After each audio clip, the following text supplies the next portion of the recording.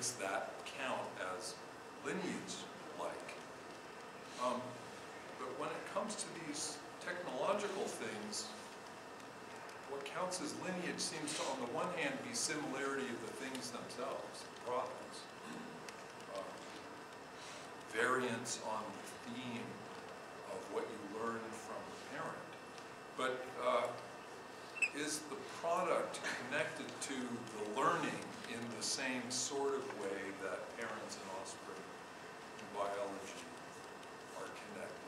And if not, does that mean that the tools, the analogy may shift from metaphors, Rob is suggesting, and I completely agree with that. If we're interested in a theory of technological change, then we ought to have a theory that works for technological change. But to what extent do the tools, do the analogies just get pushed onto the tools? Phylogeny reconstruction in biology has this rough assumption, at least, of common descent. Do we have to make that kind of rough assumption in order for the phylogeny of cell phone types to work for us? Let's see. Another question about units that came up in thinking about Peter's talk. The contrast class to his analysis of firms, which I found it a very rich talk, and I like this way of thinking about the firm, but the contrast class might include other kinds of economic structures like institutions, things that are not so entity or organism or organization-like. And so, and we talked about this in the workshop we did together.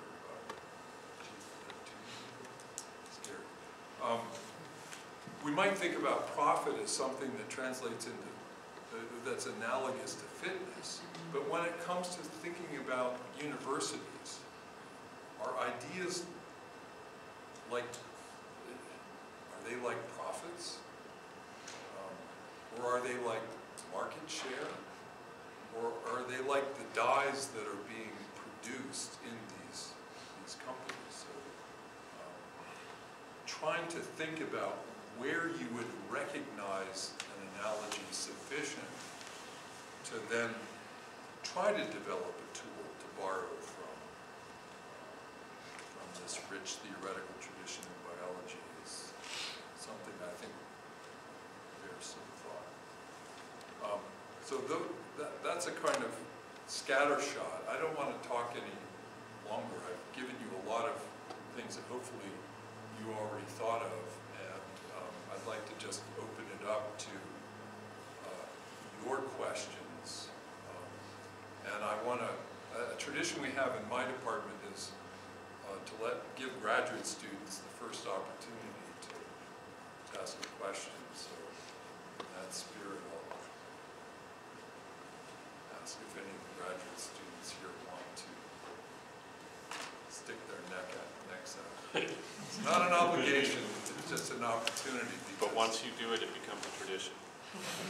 Well, the faculty have a tendency to talk too much. So what about undergraduates and postdocs? Undergraduates and postdocs. Undergraduates and, sure, undergraduates and postdocs.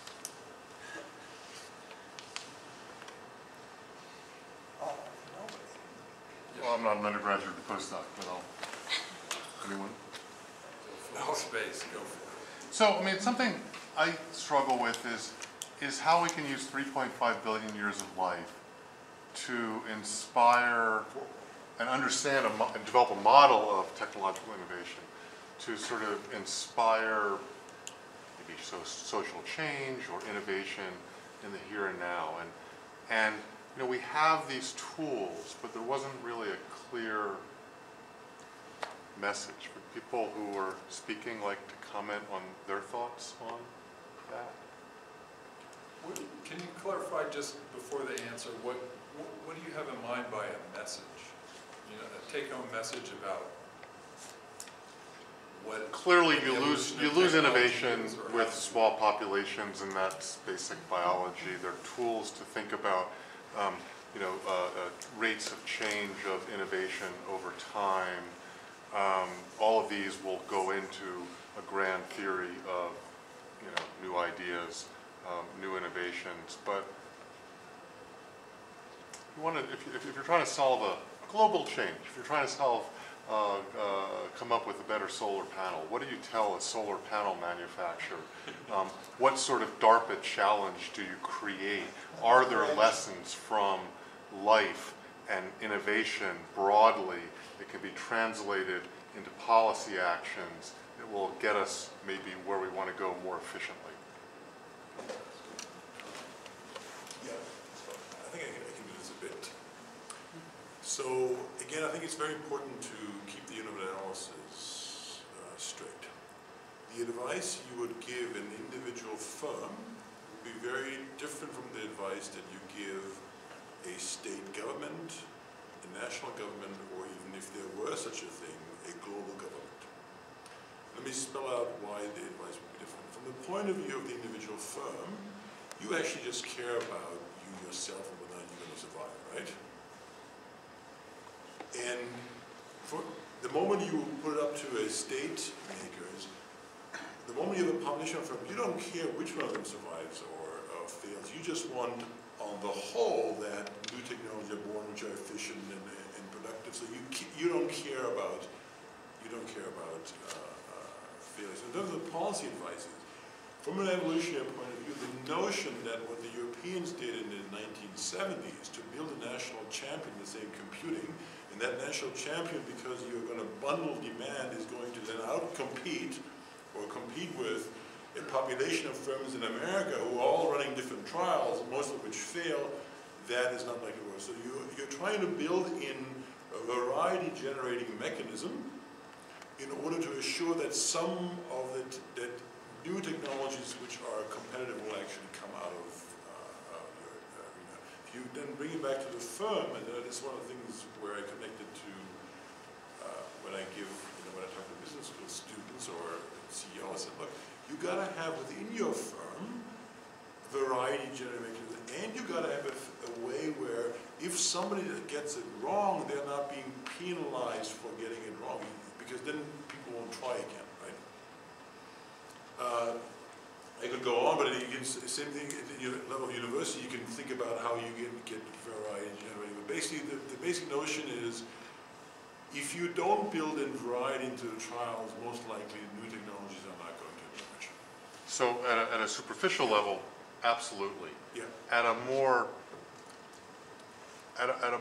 sort of biological level, what are the nuts and bolts innovations? Aside from the simple, we need variation, we need to have selection, we need to, as you said, not punish innovators at a very local, level to create a culture of that. I mean, are there any other big picture ideas that come out of thinking deeply about?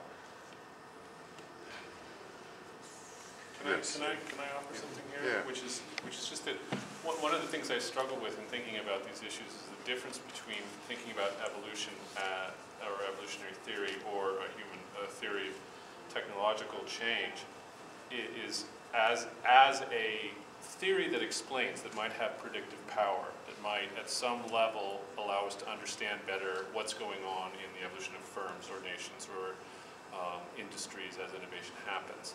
That's one kind of goal in the work that we do. But a different kind of goal related to that might be the use of tools that are developed in biology, like phylogenetic trees, to open up questions that are not obvious in other areas, right? So the idea that you might take this approach simply because tools have been developed in other domains, that by applying them non-intuitively in places where they might not seem to work, you might make a kind of intellectual leap in understanding things. And I think that those are processes that are constantly going on. One is more classical in the way that the philosophy of science would describe how knowledge unfolds. The other is more heuristic, more exploratory, more experimental, right? And so I think that one of the reasons for cross-pollination here is to do that.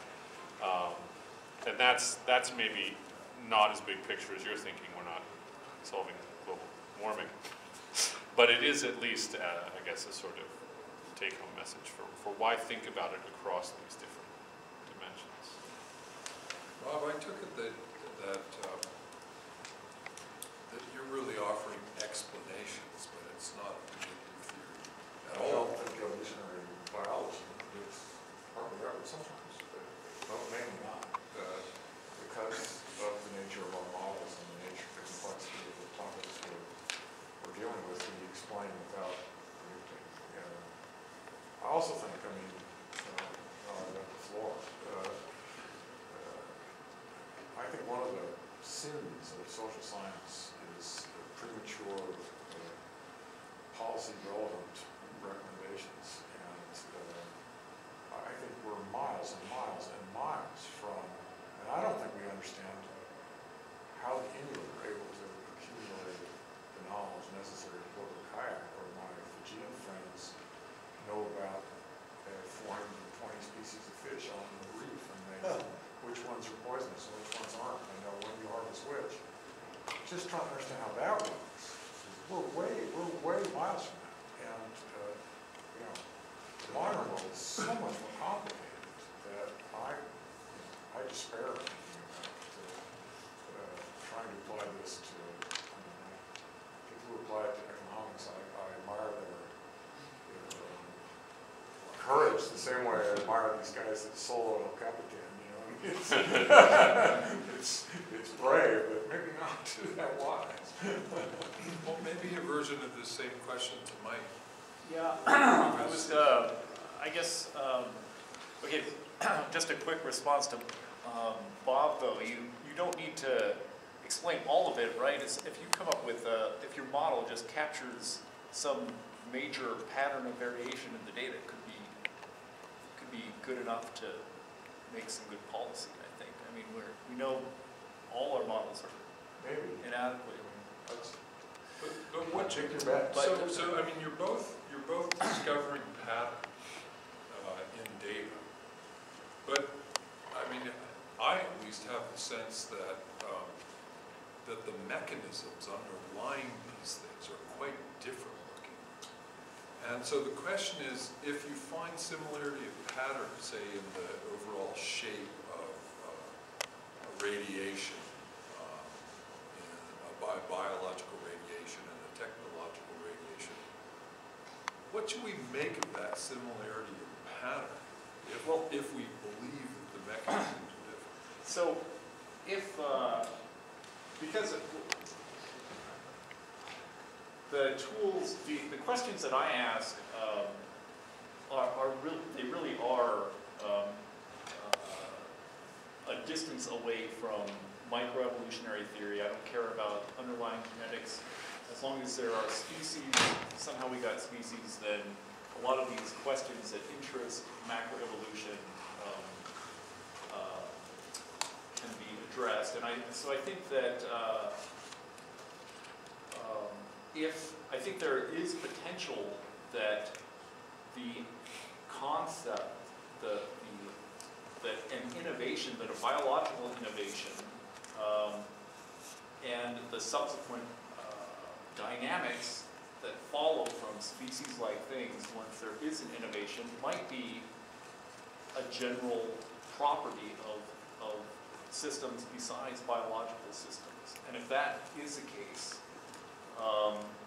then if we can perhaps gain a better understanding of the dynamics of technological change. So, for example, if it were the case that that innovation, we expect change to be rapid, exponential for a certain period of time, and we also expect it to hit a limit, and it could be shown that the pattern of technological change was really a series of rapid diversification up to limits, followed by innovations, kind of a stepwise process of diversification, and that something like that might inform kind of the expectations of how businesses or technologies are going to accumulate, and maybe policies. Biological macroevolutionary theory isn't going to say how to solve a specific problem. I don't think like global warming, perhaps, but I think if policymakers were sensitive to the idea that of the dynamics of innovation, or the dynamics of diversification, or the role that extinction, I think, that extinctions are common, and that they that they're the ultimate fate of all species, that maybe that would inform certain kinds of policies versus others, or if we had ideas of, well, what makes things resistant to extinctions, we could tailor policies to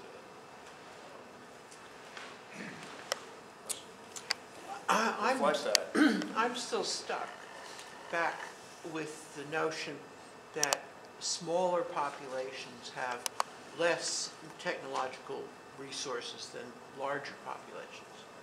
And I don't know what you do with that notion in modernity, say Europe post-Renaissance. In 1830, there were 4 million Belgians and 30 million Frenchmen, and Belgium had more steam engines than the French by far. The British example is even more dramatic, although there the population is obviously larger. So when I think about it, the takeoff, whatever causes it that made industrial Europe happen, the population correlation doesn't seem to me to work at all. It's not population, it's contact with the literature of how to build a steam engine.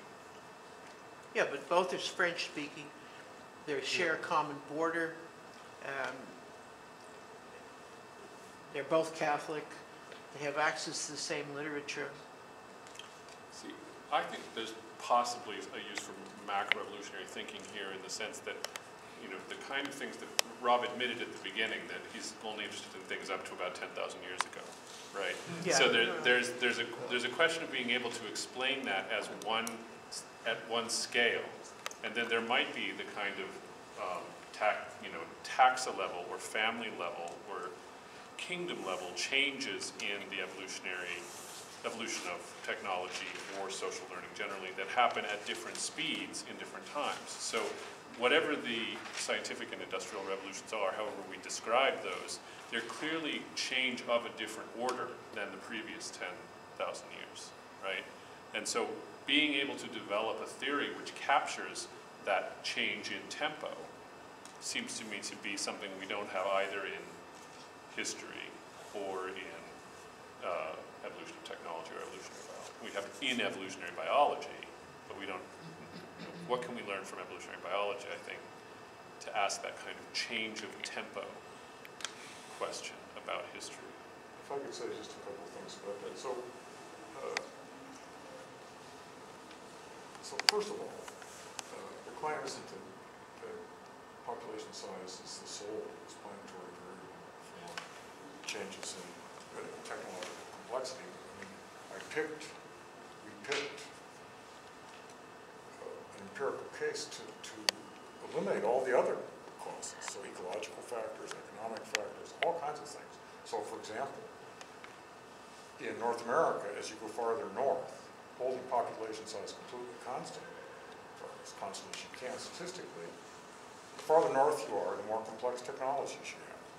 And that probably has to do with the fact that it's harder to make a living in very cold places, and you need a bunch of more things to stay alive.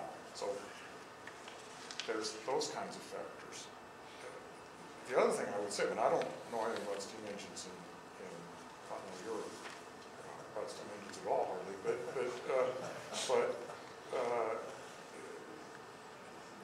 if you actually looked at the graphs, you'll notice that those are log numbers, and they asymptote at populations of a few thousand people. So what was happening in 4 million Belgians and what would have been 70 million French, those are all infinite from the point of view of the processes that I was studying there. Population size for those processes shouldn't matter. Now there may be other processes, innovation rates, universities, scale economies. There's a bunch of other stuff that scale with population size that anthropologists know about in small scale societies that might inform what's going on in more complex societies. But there's nothing that in really either the theory or the data of small scale society technological complexity that I would be shocked beyond measure if it told you anything about rates of technological progress in the industrial evolution. I want to defend you a little more strongly than you did. Because one thing that we do learn from historical debates in population biology, for example, between Fisher and Wright, about the effects of population size, and not just size, but structure of the population. So if big populations are structured into many small to mid-sized ones, you get different kinds of effects because of the structure That's true. that has more of the character of small populations than in a big mass population. Right, but there's these famous papers by Robert Carnell about how population size affects all kinds of things, like how much division of labor there is, and how much political complexity there is, all these things. Now, but that's all at a bigger scale. So the population scales in which those effects happen are thousands, tens of thousands, hundreds of thousands of people. The population scales in which these kinds of effects happen are 100 to maybe 5,000 or something like that. So, I don't want to make any claims one way or the other about population structure, institution, kind of bunch of stuff, but just that particular data is more about trying to make inferences about the process than it is to tell us what to do about technology and market. I have a question about this issue of different kinds of dynamics happening in technological change rather than biological change. And so, I don't know a lot about technological history, but some of the famous examples are like the QWERTY keyboard and Betamax versus VHS. And so the general story goes is that by a lot of sort of technical definitions, the QWERTY keyboard is not, certainly not the most efficient way to type. The Betamax is apparently superior to VHS. But these other technologies, so QWERTY won not because it was superior, actually because it was inferior and then got locked in because it became the standard. Something similar with VHS over Betamax. And so there's probably lots of different examples. But it strikes me that the mechanism in a lot of evolutionary theory is, fitness. And it seems like you need another dynamic to talk about a lot of these kinds of technological lockings. So Mike's chart of when the fish developed the jaws that closed, right? All of a sudden, those fish were way better than all the other fish. They outcompeted the rest of them, and they all went extinct.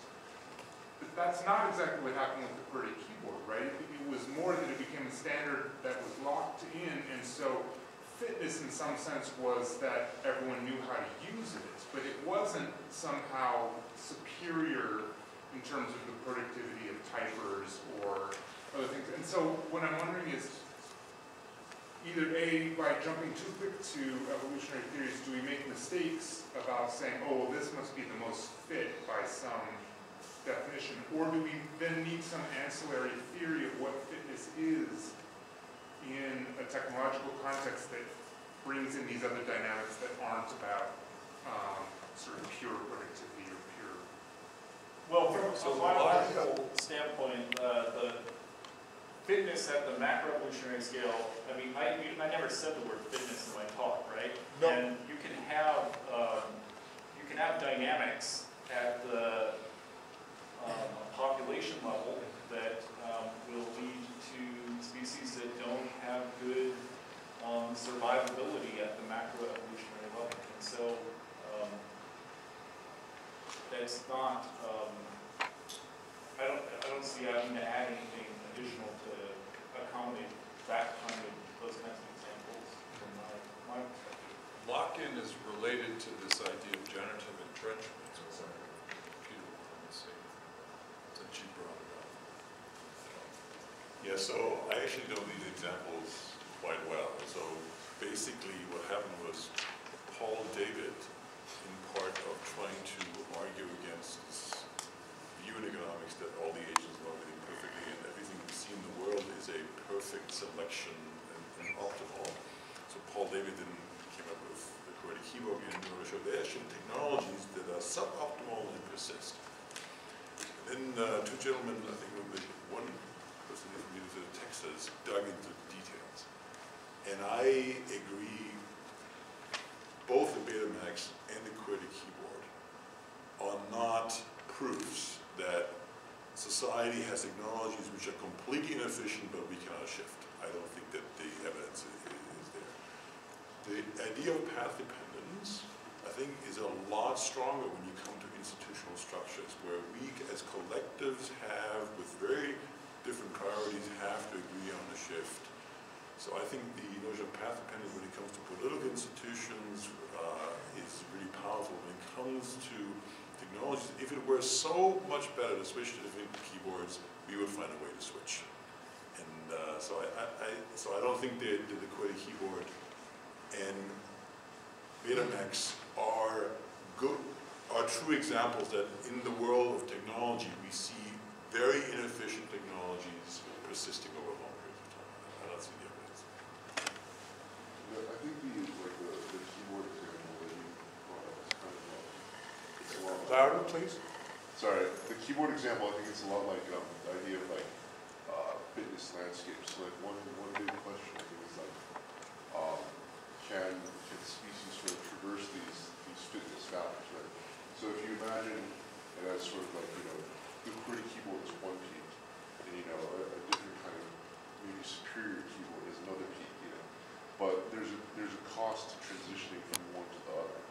And so the cost might be so great that it might never happen within the time scale that we're talking about, which is, however long keyboards have been around, which is, comparatively speaking, not that long. But, Charles Sable makes a great point that we've had the QWERTY keyboard since the late 19th century, and we haven't ever transitioned to the more optimal one. But we have switched entirely to using word processors on computers, and nobody uses typewriters anymore, which is arguably a much more expensive and much more important shift. And so the kind of intelligibility of the choice is also important, right? So it's not that there's just only one choice, this kind of keyboard versus that kind of keyboard. There are other elements to the complexity of the technology which might very quickly carry you across that fitness landscape, as it were, right? The choice to move from a typewriter to a word processor has all of these advantages with it. The interesting thing is it brings with it the QWERTY keyboard. I just want to say that biological evolution is full of multiple equilibria. There's whole theories of peak shifting and stuff. And in the area which I teach, primate groups are based on males leaving and females staying home, or females leaving and males staying home. And if your species is, you can show that is almost completely a lock-in process. That if you start out, but it's not no new theory needed. It's just that if you want to avoid mating with your sisters, if you're in a species where females stay home, you got to leave. And there's nothing mysterious about it. Now,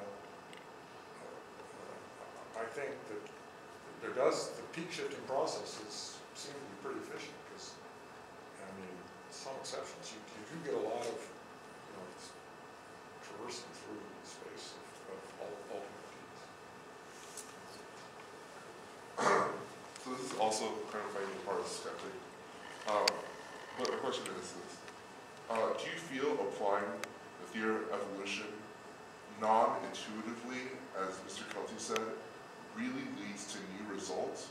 Or because there's not a perfect match of a biological evolutionary model to other disciplines, it is transformed to a metaphor, and when implied, it's just used in a way in which words like selection or phylogeny are just guises for analogous jargon in other disciplines. I mean, I think for macroevolution, we just have ideas about what might be going on. We don't. I mean, I think I'm working in metaphors all the time in my own field, and so I think we're still the theory, microevolutionary theory, is much more developed than macroevolutionary theory, and so I think there's potential. I think what I'm seeing going on in biological systems, that there really might be the same kind of phenomenon happening in other kinds of systems, and that maybe the insights that I get from one could be applied to the other, and I think potentially I could learn about macroevolutionary dynamics in biological systems by knowing something more about what's going on in the much more detailed technological, in the evolution of technology. So I don't think that I'm polluting waters, because I don't feel like the macroevolutionary theory is so. I don't think we have a really good idea of what's going on in my field anyway. So I feel like we can learn something by looking at different systems, perhaps. I didn't realize metaphor was a dirty word. I mean, metaphor or not, I think drawing comparisons between biological evolution and technological evolution is certainly useful from the standpoint of studying human cognition and social learning, or just animal cognition and social learning, right? To the extent that tool use is going to have an impact on, a cognition sort of writ large, but I mean, like, and if you're also going to, so regardless of whether or not you're talking about larger draws, or you're talking about keyboards or the internet, that there's some, it's useful from that standpoint to compare the two, right?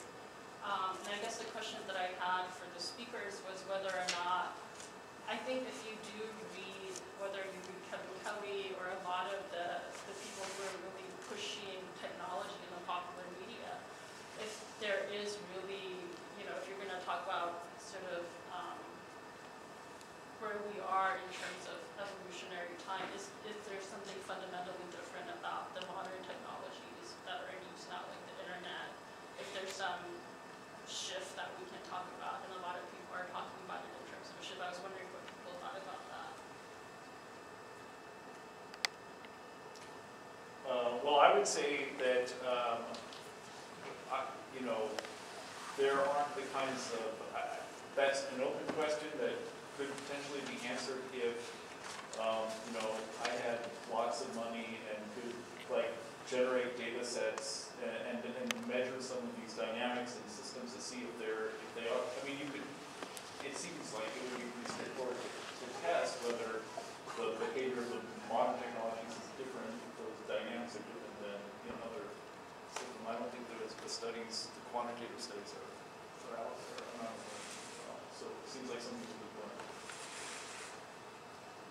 Last question. The examples that were being used before about the QWERTY keyboard constraints, suboptimal, and the British measurement system instead of the metric system, all of those are optimization problems subject to economic constraints. And if the shift had zero cost, you would have done it away from the QWERTY keyboard and away from the British idiot system that is not metric. And NASA tried. They spent millions of dollars trying to convert the American public to the metric system, and we refused. It was economically too difficult. So biology and technology both. But the thing I really want to do is to make a suggestion for Professor Boyd, which is next time he goes to Fiji, buy 10 laptops, each one with a CD-ROM that says in their language, with a 2-hour to 10-hour sort of PowerPoint presentation style, how to build a house, and try it out, and only give it to the teenagers, not the adults. And do they have lectures? Do they have the equivalent of teaching systems instead of just trial by seeing, doing, and then teaching later. Very little explicit teaching. Okay, so if you brought the laptops, what would happen? That's pretty much a taboo project in anthropology. Wonderful project.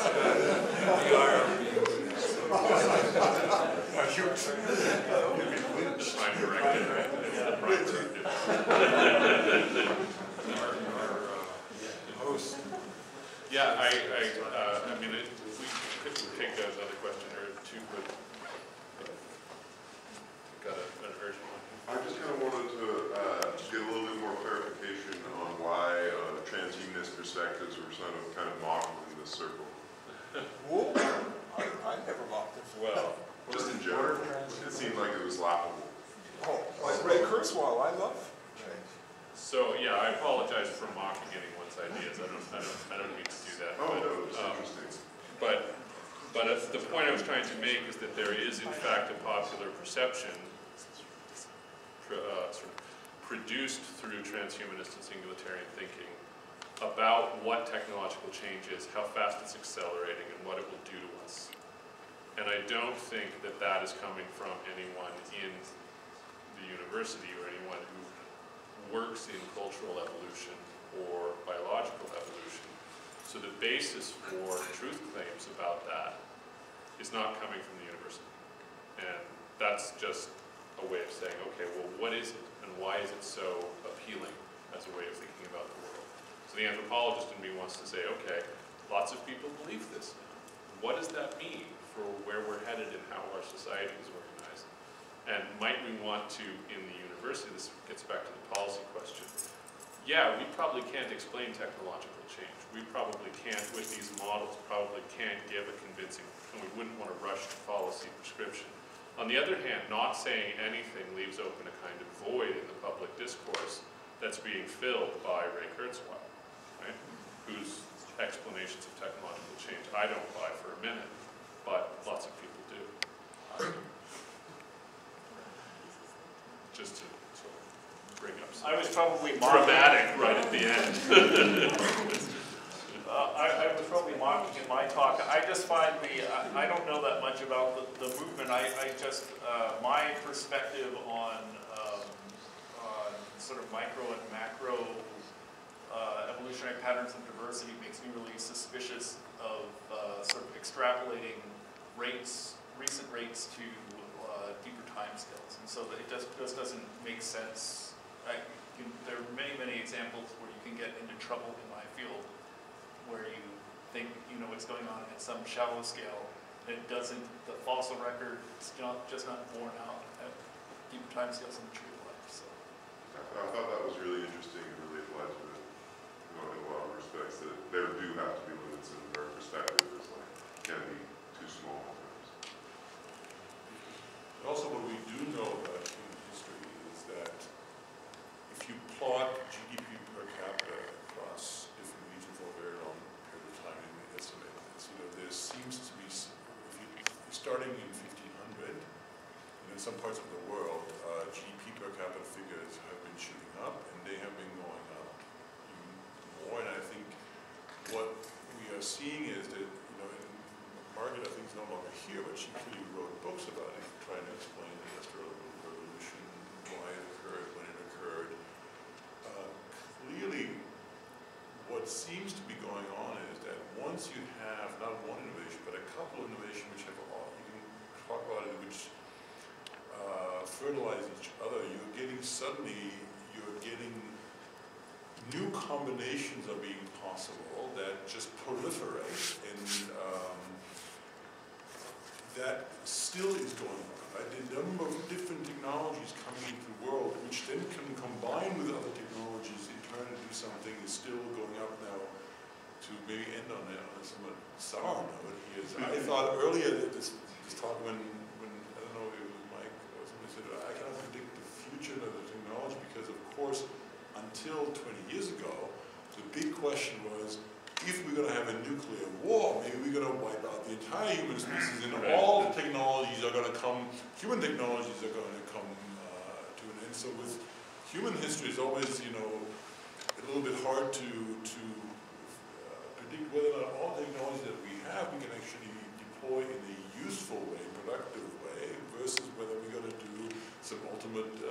suicide, right? Which there's also one big ambiguity for the last 20 years. I think that threat is much less likely. But come back to global warming, what's going to happen to some of the big threats? Can we use technologies to solve them, or are we going to, make them worse? I don't mean to cut it short, but maybe on that note, we should prepare to a balcony for a drink in case the end is coming. Thank you very much.